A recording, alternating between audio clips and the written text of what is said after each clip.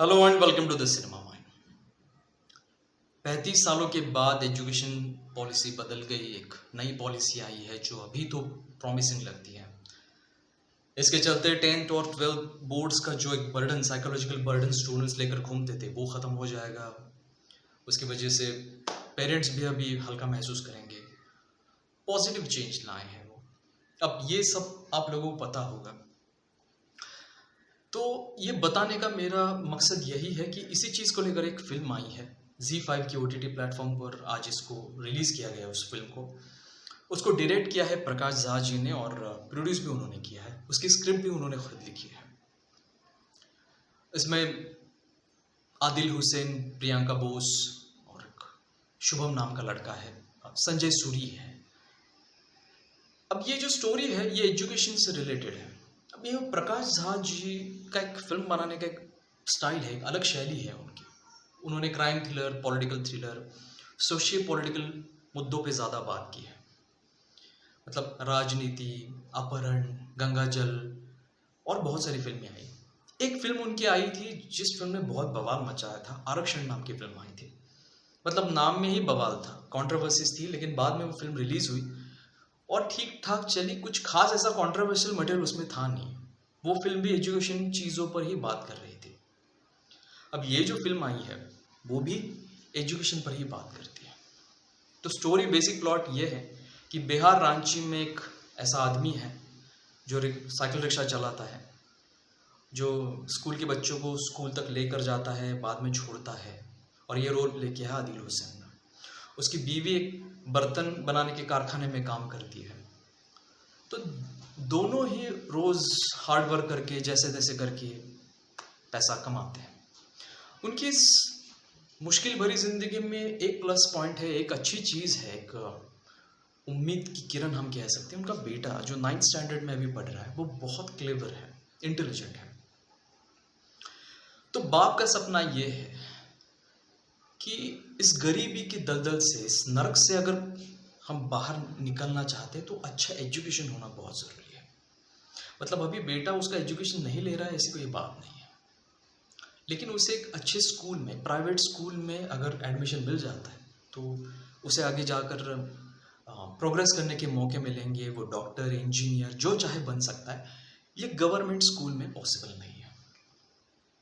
अब इस सिस्टम पर, इस मानसिकता पर, इस गवर्नमेंट स्कूल और प्राइवेट स्कूल पर एक कटाक्ष प्रकाश झा रखते हैं। अब ये उनका खुद का मानना है या नहीं ये मैं नहीं जानता, लेकिन उन्होंने फिल्म न्यूट्रल तरीके से रखी है। फर्स्ट हाफ तक तो ये फिल्म मुझे बहुत, मतलब इमोशनली टच करती है। ये बहुत इमोशनल फिल्म है।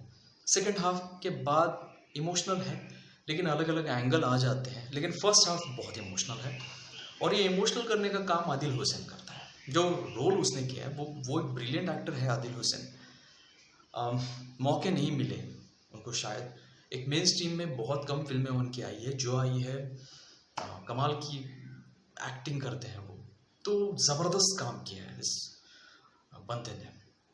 उनकी एक्टिंग की वजह से कोई भी इमोशनल हो जाए, मतलब पत्थर भी रोने लगे। इतनी ऑथेंटिक एक्टिंग की है एक बेबस बाप की, जो सिर्फ पैसे की वजह से अपने बच्चे को अच्छी स्कूल में एडमिशन नहीं करवा सकता। तो वो करवाने के लिए वो क्या क्या करता है, उसकी सब कुछ, लाचारी, बेबसता, जो जो भी वो दिखाया, और जो उन्होंने अपनी बॉडी लैंग्वेज से, डायलॉग डिलीवरी से जितना हो सके, उस डायरेक्टर ने उनसे काम निकलवाया है और उन्होंने पूरी ऑनेस्टी के साथ काम किया है। और पीछे बजने वाला एकदम इमोशनल बैकग्राउंड म्यूजिक, तो टू मच इमोशंस है, हैंडल नहीं होते कभी कभी, इतने ज़्यादा इमोशंस डाले गए हैं। But that is up to first half. Second half के बाद टिपिकल प्रकाश झा स्टाइल आ जाती है, पॉलिटिकल एंगल आ जाता है और ये आरक्षण वाली चीज़ आ जाती है। मतलब वो कोचिंग से रिलेटेड कुछ चीज़ें जो आरक्षण फिल्म में हम देखने को मिलता है कि अमिताभ बच्चन भी कोचिंग कर रहे हैं, सैफ अली खान भी कर रहे हैं, और तो ये सब थोड़ा सा स्लाइटली इस फिल्म में देखने को मिलता है।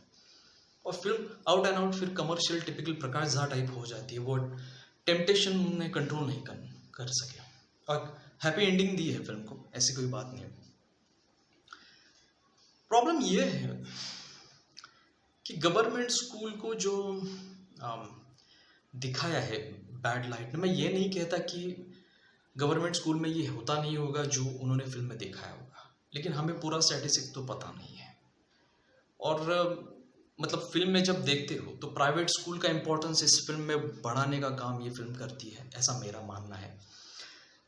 डायरेक्टर ने जितना हो सका न्यूट्रल रखने की कोशिश की है, लेकिन अंत में जो इस फिल्म का अंत है, क्लाइमैक्स है, उससे तो ऐसा लगता है कि अगर बंदा प्राइवेट स्कूल में सीखेगा नहीं, सीबीएसई पैटर्न में सीखेगा नहीं, इंटरनेशनल स्कूल में नहीं सीखेगा, तो उसकी लाइफ में कुछ होगा ही नहीं, उसे कोई मौके नहीं मिलेंगे। मतलब इस चीज़ को फॉल्स करने के लिए, उसको झुठलाने के लिए एक आदमी की एंट्री भी होती है, वैसे भी कोई बात नहीं है, लेकिन एक मैसेज जो जाता है उस क्लाइमैक्स की वजह से, वो पता नहीं अब कौन कैसे इस फिल्म को लेगा। जो मुझे लगता वो मैंने रख दिया कि गवर्नमेंट स्कूल होंगे, मतलब थोड़ी उनकी एजुकेशन देने की सिस्टम या फिर प्रॉब्लम्स होंगे, टेक्निकल प्रॉब्लम्स होंगे, टीचर्स को लेकर प्रॉब्लम्स होंगे, लेकिन हर जगह ऐसी प्रॉब्लम्स हो ये ज़रूरी नहीं है। कुछ जगहों पर तो ऐसा होता होगा कि जहाँ पे गवर्नमेंट स्कूल अच्छे होंगे, जो अच्छे स्टूडेंट्स वहाँ पे सीखते होंगे, आगे जाके वो भी तरक्की करते होंगे। अब ये नए एजुकेशन पॉलिसी के बाद तो सब कुछ ही बदल जाने वाला है, दोनों को सेम दर्जा मिलने वाला है, बहुत चीज़ें हैं। लेकिन यही चीज़ें मुझे खटक गई कि गवर्नमेंट स्कूल को बहुत बैड लाइट में दिखाया और प्राइवेट स्कूल में ही आदमी की तरक्की होगी, ऐसी मानसिकता उस कैरेक्टर की दिखाई है। शायद डायरेक्टर वही दिखाना चाहता है, उसका अपना मानना है। फिल्म फर्स्ट हाफ तक बहुत बेहतरीन है, सेकंड हाफ भी ठीक ठाक है, लेकिन टिपिकल प्रकाश झा वाला पॉलिटिकल एंगल आ जाता है और चीज़ें इतनी जल्दबाजी में ख़त्म की है कि फर्स्ट हाफ का फिर सब कुछ चला जाता है। इमोशनल है फर्स्ट हाफ तक, तो बहुत इमोशनल फिल्म है। एक्टिंग सबकी अच्छी है, लेकिन जो मुद्दे जिस तरह से रखे गए हैं, न्यूट्रल रखने के चक्कर में पता नहीं उन्होंने बैड लाइट में दिखाने की कोशिश की है गवर्नमेंट स्कूल को। और एक कास्टिज्म का अंडर करंट है, ठीक है, वो भी रखना ज़रूरी था। लेकिन एक बात आखिर तक ये सिद्ध हो जाती है, प्रूव हो जाती है कि अगर आपके पास पैसा हो बहुत सारा, तो कास्टिज्म का भी कोई इशू नहीं, आप जो चाहे ज़िंदगी में कर सकते हैं, तो पैसा आखिर में जीत जाता है। लेकिन एक सिल्वर लाइनिंग ये है कि आपके पास अगर टैलेंट है तो भी आप जो चाहे वो ज़िंदगी में कर सकते हैं। दैट डजेंट मैटर आप कौन से स्कूल में सीखते हो। चलिए यहीं पे रुकता हूँ, अगले वीडियो में नई मूवी के बारे में बात करेंगे। नमस्ते।